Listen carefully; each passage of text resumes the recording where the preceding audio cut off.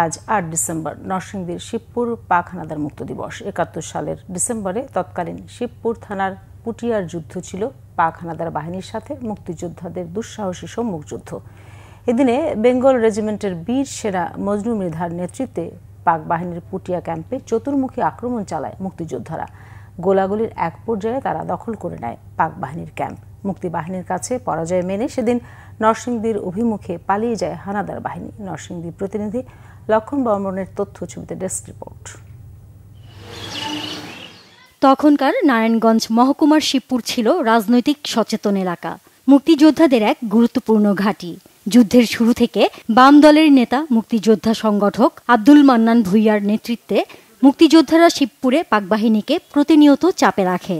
ডিসেম্বরে যুদ্ধকালীন কমান্ডার বেঙ্গল রেজিমেন্টের বীর সেনা মজনু মৃধার নেতৃত্বে কয়েকটি সম্মুখ যুদ্ধ হয়।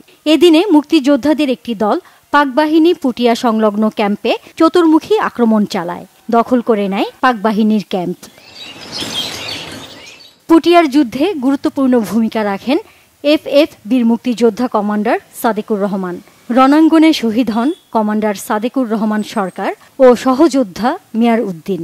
পাকবাহিনীর নিহত হয় ক্যাপ্টেন সেলিম সহ ৩০-৩২ জন। ওই পরাজয়ের মুখে পাকবাহিনী নরসিংদীর দিকে পালায়। হানাদার মুক্ত হয় শিবপুর। পাক আর্মিরা তো কোনটা মজুমিদার বাড়ি, কোনটা তাহিয়ার বাড়ি, তাজুল ইসলাম খান জিনুকের বাড়ি, মুজাম্মালের বাড়ি চিনতো না। তোমরা এইগুলো দেখাই দিছো। যেহেতু আমরা আগে বাম দল করতাম, সেটা এই জন্য সমস্ত শিবপুর থানায় বাম দলের নেতৃত্বে ছিল। আমাদের সবচেয়ে শক্তিশালী যে ছিলেন উনি ছিলেন মজনুমিদ্দার।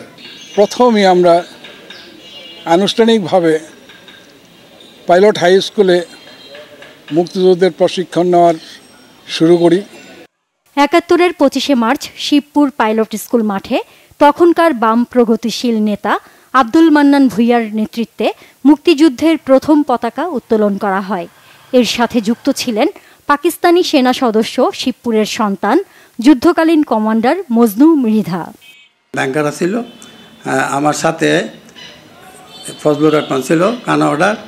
হ্যাঁ করছে কি মনে করছে গোলাগুলি যখন শেষ হয়ে গেছে তখন সে একটু সাইলেন্ট দেখছে যে কোনো আওয়াজ সাহস নাই, তখন হ্যাঁ দাঁড়াই গেছে এই দাঁড়াই গেছে পরে তারে গুলি করছে, ফজলু এহনি মারা গেছে। শিবপুরের মুক্তিযুদ্ধ হইল বাম রাজনীতির মুক্তিযুদ্ধ, যারা সর্বপ্রথম বাংলাদেশের স্বাধীনতার স্বপ্নদ্রষ্টা মৌলানা বাদশাহীর উত্তরসূরি। এখানে আব্দুল মান্নান ভূঁইয়া সাহেব আমাদের সকলের সংগঠক ছিলেন, মুক্তিযোদ্ধা ছিলেন এবং সব দিক থেকে তার প্রেরণায় আমরা কিন্তু মুক্তিযুদ্ধে অংশগ্রহণ করি। ১৯৭১ সালের ২৫শে মার্চ বিএনপির সাবেক মহাসচিব, সাবেক মন্ত্রী জনাব আব্দুল মান্নান ভূঁইয়ার নেতৃত্বে শিবপুর পাইলট হাই স্কুলে ঠিক পরন্ত বেলায় জাতীয় পতাকা উত্তোলন করা হয়।